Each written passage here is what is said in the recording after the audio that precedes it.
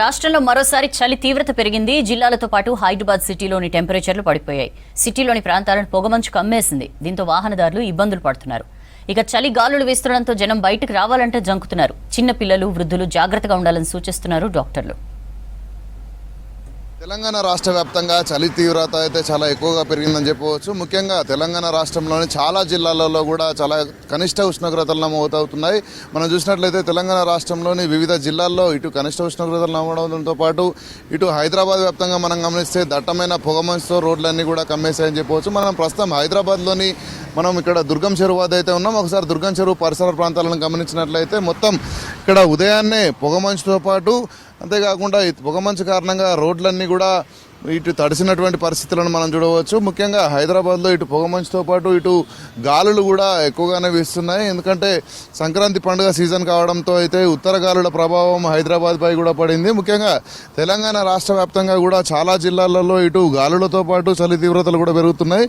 మనం ప్రధానంగా గమనిస్తే ఇటు తెలంగాణ రాష్ట్రంలోని ఆదిలాబాద్తో పాటు కరీంనగర్, కొమ్రంభీం, మంచిర్యాల్, మెదక్, సంగారెడ్డి, నారాయణపేట్, నిర్మల్, వికారాబాద్ ప్రాంతాల్లో అయితే చలి తీవ్రత కొంచెం ఎక్కువగానే ఉందని చెప్పవచ్చు. 11 నుంచి 15 డిగ్రీల సెల్సియస్ ఉష్ణోగ్రతలు నమోదవగా మరి మిగతా జిల్లాలలో కొంత సాధారణంగానే ఉష్ణోగ్రతలు నమోదవుతున్నాయి. చలితో పాటు ఇక్కడ ఉత్తర గాలులు వీస్తున్న క్రమంలో అయితే ప్రజలు బయటికి రావాలంటే జంకుతున్నటువంటి పరిస్థితి. ఎందుకంటే ఉదయం తెల్లవారుజాము నుంచే చల్లటి గాలుల కారణంగా అయితే ఇటు వివిధ రకాలైనటువంటి ఆరోగ్య ఇబ్బందులు వచ్చే క్రమంలో అయితే ప్రజలు బయటకు వచ్చేందుకు జంకుతున్నటువంటి పరిస్థితి మనకు అనిపిస్తుంది. హైదరాబాద్లో ఉదయాన్నే పొగమంచు కారణంగా అయితే వివిధ ప్రాంతాలకు వెళ్ళేటువంటి ప్రజలు తీవ్ర ఇబ్బందులకు గురవుతున్నారు. దట్టమైన పొగమంచు ఉండడం కారణంగా అయితే ఇటు వాహనాలకు కూడా రాకపోకలకు కూడా తీవ్ర అంతరాయం కలుగుతుంది. ఎందుకంటే ఉదయం 7 గంటలు దాటినప్పటికీ కూడా ఎదురుగా వస్తున్నటువంటి వాహనాలను గుర్తించలేనటువంటి పరిస్థితి.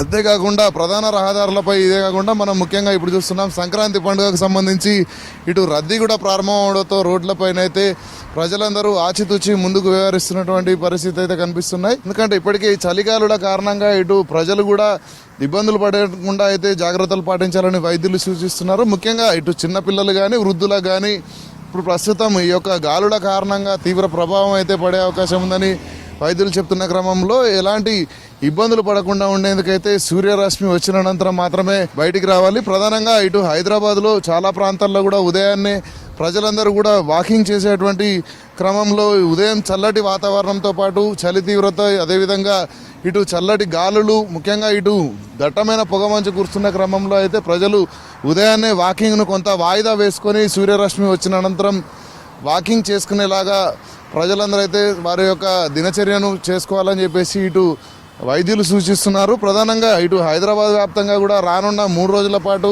చలి తీవ్రత కొంత ఎక్కువగా ఉండడంతో పాటు ఇటు గాలుల తీవ్రత కూడా ఉండేటువంటి అవకాశం ఉందని చెప్పేసి ఇప్పటికే హైదరాబాద్ వాతావరణ శాఖ అధికారులు బులెటిన్ అయితే విడుదల చేయడం జరిగింది. ఈ క్రమంలో హైదరాబాద్ వ్యాప్తంగా రానున్న 3 రోజుల పాటు కూడా సంక్రాంతి పండుగ ఉన్న క్రమంలో అయితే ఉత్తర గాలుల ప్రభావం కొంత ఎక్కువగానే ఉంటుంది. ప్రతి గంటకు 4 కిలోమీటర్ల వేగంతో అయితే గాలులు వీస్తాయని చెప్పేసి అధికారులు చెప్తున్నారు. ఇప్పటికీ దీనికి సంబంధించి ప్రజలందరూ కూడా అప్రమత్తంగా ఉండి ఎలాంటి ఇబ్బందులు పడకుండా ఉండేందుకైతే ఉదయాన్నే సూర్యరశ్మి వచ్చిన అనంతరం మాత్రమే బయట చేసేటువంటి వాకింగ్ కానీ అదేవిధంగా అన్ని రకాల కార్యకలాపాలు నిర్వహించుకుంటే మంచిదని చెప్తున్నారు. ఒకవేళ ఉదయం వేళలో తప్పనిసరి బయటికి వెళ్లాల్సిన క్రమంలో మాస్కులు ధరించినట్లయితే కొంత ఇబ్బంది కానీ దానివల్ల ప్రభావం కానీ తగ్గేటువంటి అవకాశం ఉన్నట్లయితే వైద్యులు సూచిస్తున్నారు.